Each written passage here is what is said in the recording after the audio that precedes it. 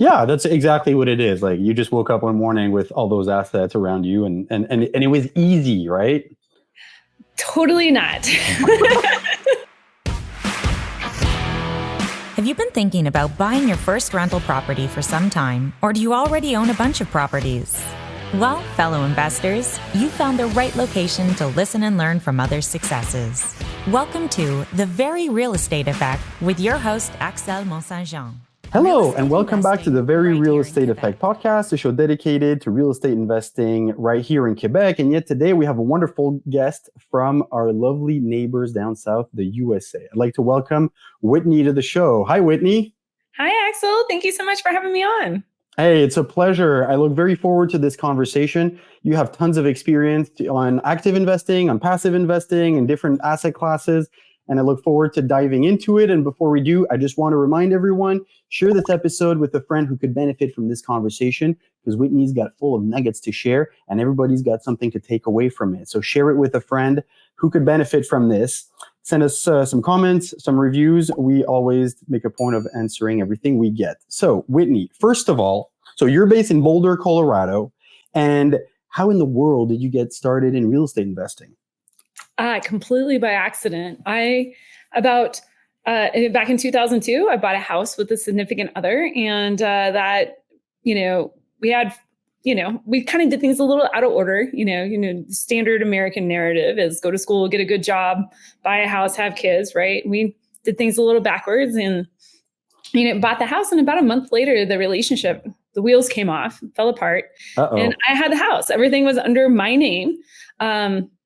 All the good stuff, the house, the asset, and then also all the bills. And so I panicked a little bit and what do I do? I stuffed the house full of roommates. And mind you, this house was straight out of the 1960s. So green shag carpet, psychedelic daisies painted all over the walls, all in the wrong places. So, and the whole point was to rehab the house. And so I had to learn a lot of things on my own, and also paid my friends in beer, pizza, even sushi, in order to get this house back into condition. And I sold the house 11 months later, which, 7 months later?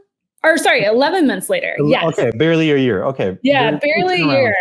And made a $52,000 profit, but that, what I didn't realize is that I hadn't been paying for any of my housing expenses during that time.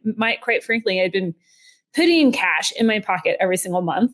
And then I get this $52,000 check at closing. And I'm like, whoa, I made almost as much money doing this than I did in my day job that had me traveling sometimes 80 hours a week.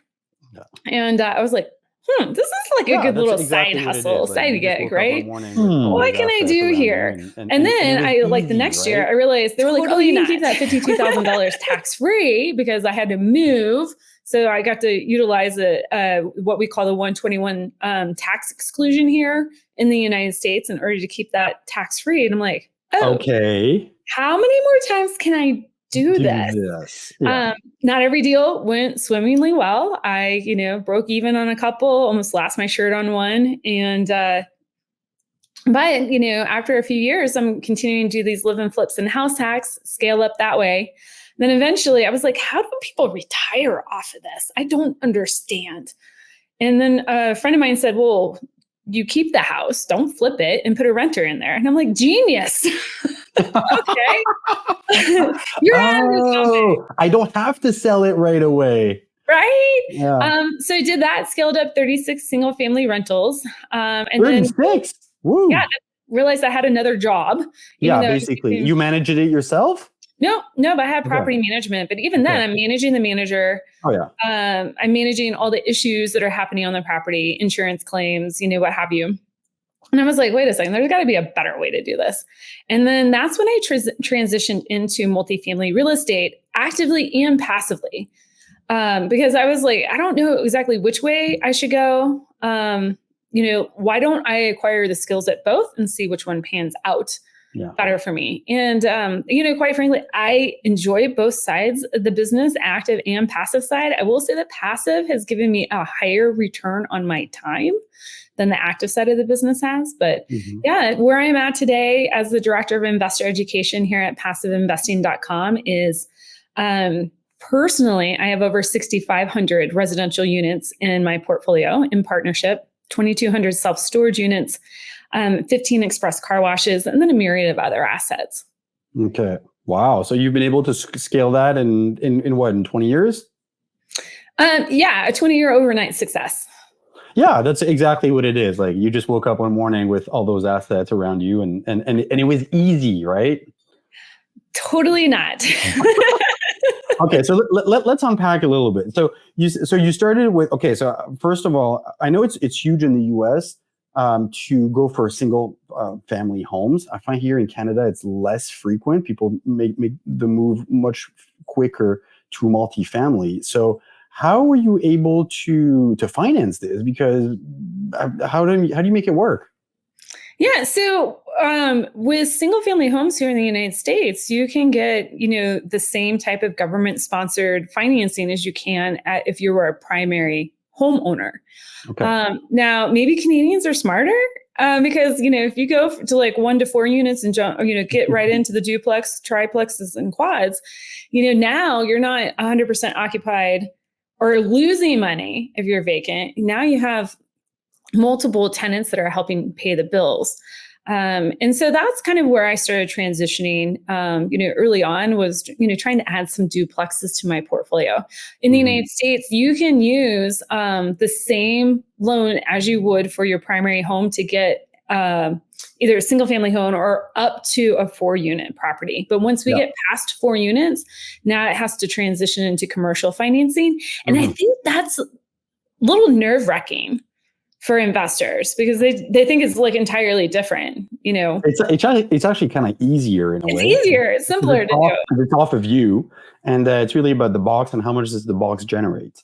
Exactly. Yeah. And oftentimes if you're, I shouldn't say buying it right, but if you structure the deal appropriately, you're not even responsible for the debt. Like it's called non-recourse debt.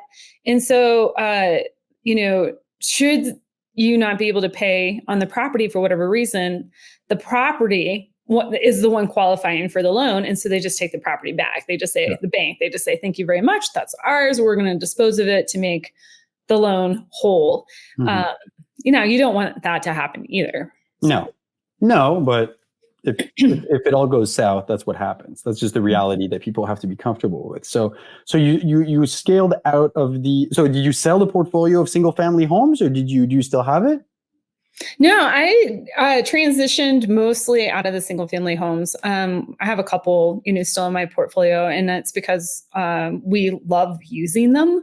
And so, when we kind of bounce around with our travels, we'll stay there.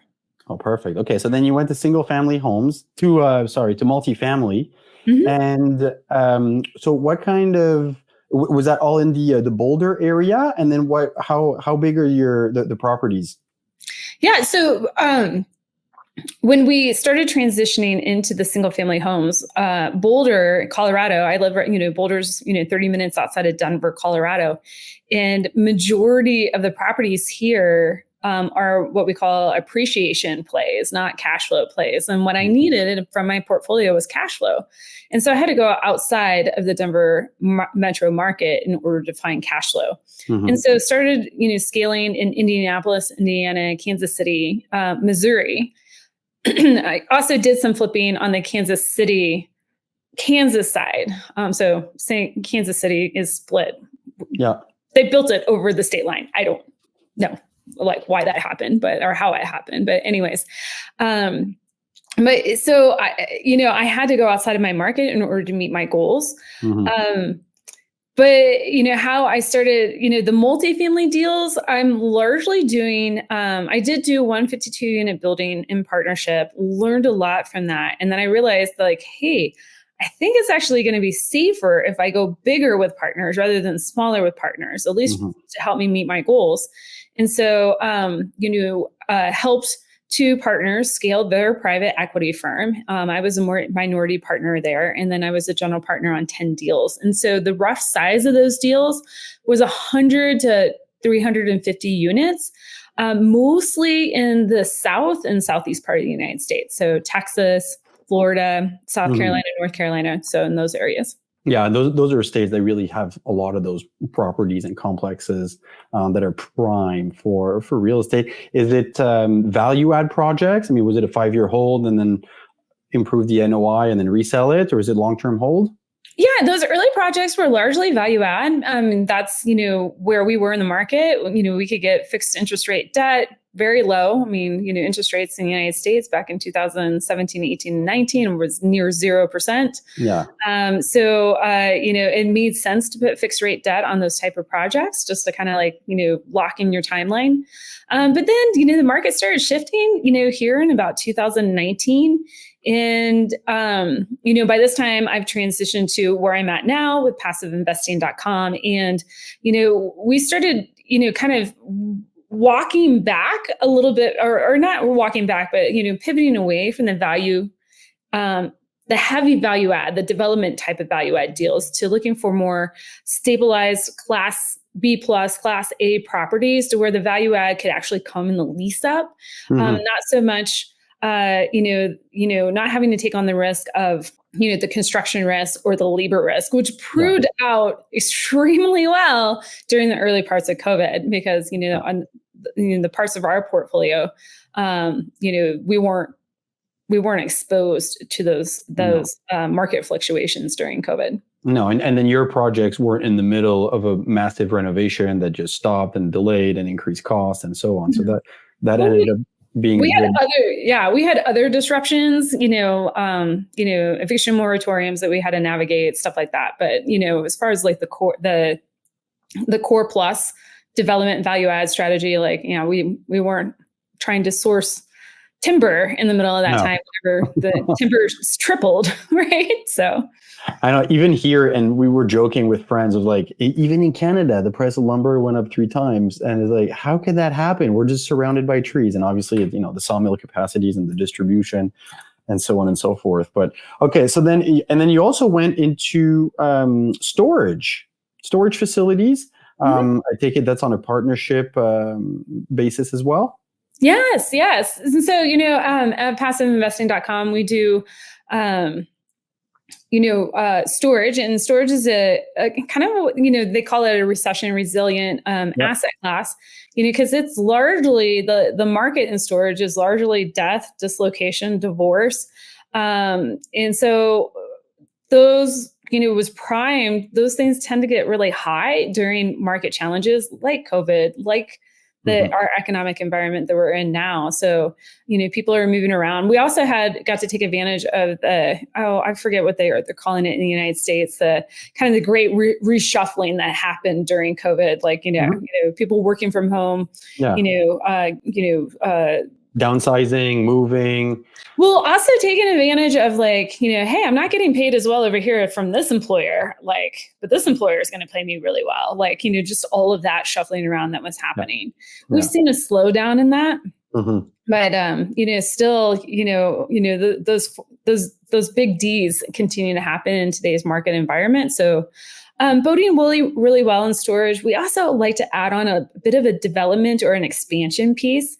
So not so much taking on the current units and redoing those units, but looking for properties, much like our multifamily portfolio, great properties, very stabilized, limited competition within a 1 and a 3 mile radius, but there's plenty of land for us to add additional units and expand the property. So to boost the NOI. Yeah. So, self-storage right now, most people are talking about what interest rates and the lending environment has been doing to multifamily. Same thing, that trend, the lending trends are also happening in self-storage. So it is a little challenging right now to get deals to pencil. Because it's been more competitive on the buyer side, or just because the financing conditions? The financing, yeah. Okay. Yeah. Sadly, everybody's going through that regardless of the asset class. It's just the money got tighter. Yes. Yeah. And, we're all kind of, waiting to see, what's going to happen. Are interest rates going to go down? When are they going to go down? And so, By how much? By how much, how quickly, are we going to go back to zero? I highly doubt it. I bet you that ship sailed. But who knows? Everybody is brilliant at projecting, forecasting the past. Not so good at forecasting the future. Yeah, it's so easy to explain post, obviously. Yeah, I know. We'll see. We'll see what happens. I mean, I don't want to play economist here, but so in Canada, we had our first rate decrease, 25 basis points, announced about a month and a half ago. A lot of people were expecting it. Now they say probably another 1% within a year, but we depend so much on the U.S. We depend on what the U.S. is going to do. So we'd like the U.S. So is inflation stabilized? It's much better. The Bank of Canada target is between 2 and 4. We're now at 2.9, I think, back in May. And so it's within range. And is that there's been record in bankruptcies and mortgage delinquencies and so on and so forth. So they know that they're starting to choke the population. Yeah. And obviously the economic the growth has really been stalling, not only for real estate, but for businesses. So they need to increase and they need to start to push domestic consumption. But if we lower our interest rates too quickly, we depend on the US, then we start to depreciate the Canadian dollar, and then our imports become more expensive, and then we fuel inflation, and anyways, yada, yada, yada. So we depend on the US. So please, the US, lower your interest rates soon. Well, I mean, I like the fact that I hear that, you guys were targeting a 2 to 4% range. I mean, I think our Federal Reserve is holding on to 2% as a target, and wow, that's going to be a hard number. Yeah. I don't know if from an economic point of view, it makes sense. There's just too much money that's been injected over the last couple of years, and none of our economies are producing that many more goods. So the ratio between the two is called prices, and prices naturally have to rise. We injected so much money. Yeah, this is where I kind of wish I had gone to school and got at least a minor in economics. That would have served me a little bit better. It just helps to understand stuff a little bit. But then, sorry, because I want to go back to your experience, because there is an asset class that you've gone on into that I've never really considered, and that's car washes. How did that happen? Well, late 2018, early 2019, we were, as a company, we were looking to, for ways to, one, help our investor diversify their portfolio under our one roof here at passiveinvesting.com. But also we could see this cash flow compression happening across our multifamily assets. We're like, our investor has been trained for cash flow. And while we can sit here and try to educate them as much as possible that, hey, this is a different part of the market cycle, they're still going to be searching for an asset for cash flow. We were too, quite frankly. And we're like, well, okay, let's start looking at some of these cash intensive businesses. And the one that penciled out the best, and that is kind of, an industry that's in its infancy, is express car washes. So a very specific sector of the car wash industry. And so, what's the difference? Sorry, I'm not familiar with what's the difference between a car wash and an express car wash. Yeah. So car washes, they kind of come in 4 different flavors. One, you got your kind of like garage looking thing. That's a DIY. You drive your car in, you drop quarters. Oh, yeah. And then you take the hose yourself and then you clean it. Yeah. And you pray that if you have your 12-year-olds helping you, that they don't squirt you with the hose, right? I mean, I know that one. Yeah. And then outside there's the big vacuum and there's 2 of them and you're waiting in line and okay. Yeah. Not very efficient. No. Step up from that is our self-serve type car washes, a little bit more automated. And so those tend to be attached to gas stations, maybe a lube center. And it's really more of a cost center for that particular business than it is a standalone, income generating asset. Exactly. Yeah. And then we flip the pendulum the other way. We've got our full service car washes where you drive on the premise, there's an army of people ready to vacuum your car. Somebody takes your car through maybe a short tunnel. And then at the end of the tunnel, they know what you have paid for. And so they're applying all the tire shines and the waxes and wiping down your car and all that sort of stuff. Those are very labor intensive, high customer service, very labor intensive. So the express car wash sits right in between that automated self-serve and the express car wash. And, with this type of car wash, we can actually wash, about 400 to 500 cars a day with only 2 to 3 full-time employees. So it's very economically efficient. And we can go through all the different efficiencies, but, some people are like scratching their heads. They're like, that's great, but what is the industry as a whole like? Well, it's $38 billion and growing. It's growing at about 4% annually here in the United States, but that express sector is growing closer to 8%. Wow. And so, I think back to 2006 with self-storage, we're just now starting to see that, these assets being portfolioed together, moving away from mom and pop owners into more institutional organized assets.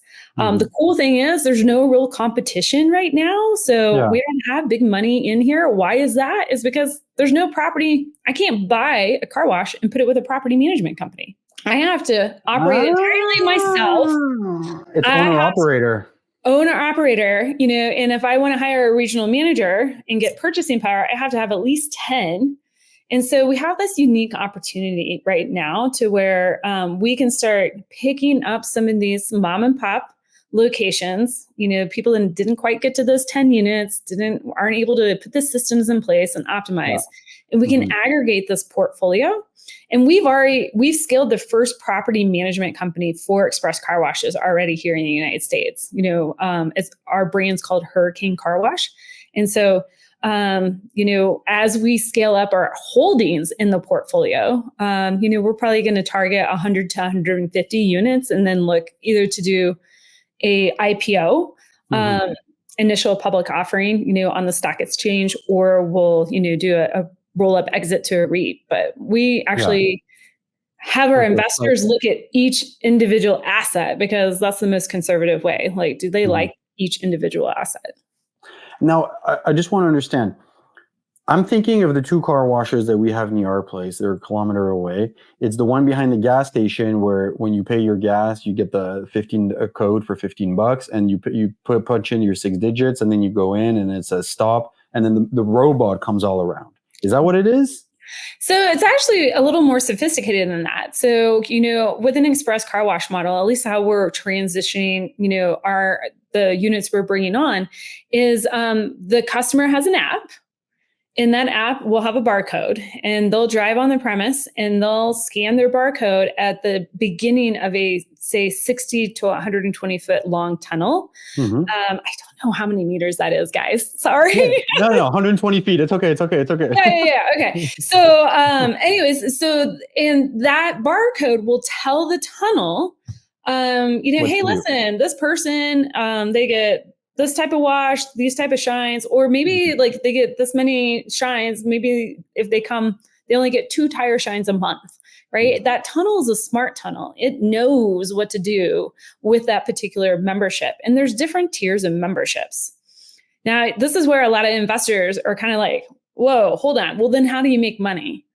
Well, a car wash in this type of tunnel, the people we're buying from, the mom and pops, they're probably only optimizing at $2.60 a wash. And mind you, they're charging much more than that, like $25 a wash, right? But that's their margin. Their margin is $2.25, so let's say 10%. Yeah, I mean, they've got a really hefty margin there. But our average user, so if we move them to subscription model, what keeps them from washing their car every single day? Nothing really, but most of our users only wash their cars 1.8 times a month or twice a month. And we're able to bring our car wash down to 83 cents. And so now we've got increased our margin to that first tier of $25. We have 2 other tiers of subscriptions past that. And if somebody comes in and washes it once a week, who cares? Like, we still have that huge margin, built in there. But so, because then the membership is they pay a monthly fee regardless of the number of washes? Exactly. Oh, wow. Yeah, but because the great thing about membership, some pay, but they don't even come at all for a month or 2 months. Yeah. Wow, I mean, that's a great model. we're not in it for that type of business, but yes, that is the Mhm. reality for sure. You guys I want to have expand? so many. You guys want to expand in Canada? I can open the first shop here. I don't think, I think everything's on the table at this point in time. Just thinking. Yeah. Yeah. Okay. So then they drive into this tunnel. The machine knows exactly what to do. And you said you're able to do this. It still takes 1 or 2 person on site. Yeah, so we have 2 to 3 full-time employees, because depending on the membership, somebody might be, if they have the higher end memberships, we have somebody on site to help them vacuum the car or Okay. do the vacuuming for them. If otherwise Mhm. we have somebody there that is, there if there's any issues. And then, oftentimes when we're bringing on a new location or opening a new location, we want somebody there selling memberships. Yeah, to actively recruit and get members and so on. Okay, so then because to me this is all new. I've never heard of this. I think it's a fantastic idea, especially for the model. Now, you're developing your own, because this is new. This doesn't exist, right? So do you have a team that goes on site and finds some quality sites next to a fast food, for example, and then you build this, or do you take existing car washes and just rebuild? Yes, we do both. So we started off in the space acquiring existing assets and then, optimizing them, either moving the customer from single pay for the car wash to subscription model, maybe even updating the equipment in the tunnel itself, just optimizing the operational efficiency on the asset. And then as we expanded the portfolio, there are a lot of other developers in this space. And, so there's an influx of competition in some of the primary major metropolitan service areas. And we didn't want to compete with them, but they didn't want to develop in the secondary and tertiary markets where we wanted to be. So we were like, hey, we're going to develop our own locations. And quite frankly, we have a location in Fort Myers, Florida. It's one of our, it's beautiful location. Our cost basis is probably close to $9 million. We have another location that we developed from the ground up. Okay. That's half the size in Gaston, South Carolina, where our cost basis there is $4 million. They both profit the same. Yeah. So it makes sense for us to do, when we can't purchase an acquisition, existing acquisition, or buy from a developer that's in a market that we want to be in. It is worthwhile to us to develop our own locations. Mm-hmm. Totally. Wow. So that I can understand. That's a whole business line of its own. And then you said that the passiveinvesting.com, is that your platform to syndicate? What's the organization about? Yeah, so passiveinvesting.com, I'm the director of investor education here. So used to be very much on the raise side of things as the director of investor relations. But, now I get to work with the investor and help them fully understand the asset and how that asset can help them achieve their portfolio goals. But passiveinvesting.com, we actually, we syndicate. We're the owner and operators of all of our assets in multifamily, self-storage, express car washes. We also have a real estate debt fund as well. So, for that investor who's truly trying to diversify their portfolio, it's a great opportunity to get that done with one large relationship. We have managing partners over each one of our verticals. And so we're kind of set up like a true private equity firm. Beautiful. And so what's the growth right now and the focus in terms of asset class and location? Is there something new that you're looking at? So, we're all the time kind of, testing the waters on things. Our 2 founding partners are, working at developing pickleball locations. And now if that will be a franchise opportunity or actually if we'll syndicate that investment still remains to be seen. But, what's working well in this market where we're focused is actually to bolster our debt fund. We work in that debt fund. It's all primary loans, first lien position loans, meaning that we hold the first note on the property, and we largely lend to fix and flippers. With banks kind of like pulling back on how much they're lending, it's created a vacuum in the space. And so we actually have so many more loans than we have money to lend for. And so that can be a good problem to have because we can kind of cherry pick the loans that we take on. But, from a growth perspective, we want to be able to like service more of our borrowers if we can. So that's working really well in this market cycle. And then we're just being patient right now with our multifamily and self-storage. We're just being really patient, continuing to optimize the assets that we're currently holding and, just seeing what's going to, happen in the market. I mean, if things are cash flowing and things are stabilized and we don't really have to compete to overpay for a property, like we're not going to do that. So no, because now you're in a position where as an organization, you have the choice. And having choice is great. Yeah. Sometimes it's more difficult, but it's still a very comforting position to be in. And yeah, you still have cash to deploy. So you have to find good projects that make sense. But at least you're not pressed. Yes. Wow. Whitney, thank you so much. There's a lot of good points. I really like I'm going to look into, you said it's Hurricane Car Wash? Yeah, Hurricane Car Wash. That's our brand. Okay. Yeah, of Express Car Washes here in the United States. Express Car Wash, Hurricane. And then if anyone would like to continue this conversation and find out more about you, what's the best way to do so? Yeah, absolutely. You can reach out to me at passiveinvestingwithwhitney.com. That's a landing page on our passiveinvesting.com website. There, I got some free goodies for you. You can also see my calendar if you want to talk about all things passive real estate. I also have a book published by biggerpockets.com here in the United States called Money for Tomorrow, How to Build and Protect Generational Wealth. You can find that on Amazon or on BiggerPockets as well. Oh, wonderful. I've been a big fan of BiggerPockets. I've listened to them for years. That's how I ended up starting the podcast, actually. So excellent. Thank you, Brandon. Yeah. Thank you very much, Whitney. It's been a real pleasure to have you on today. I wish you a very, very good weekend. And because we're recording on a Friday. And if you ever come by in Canada, please hit us up in Montreal. It'll be a pleasure. Excellent. I will be sure to do so.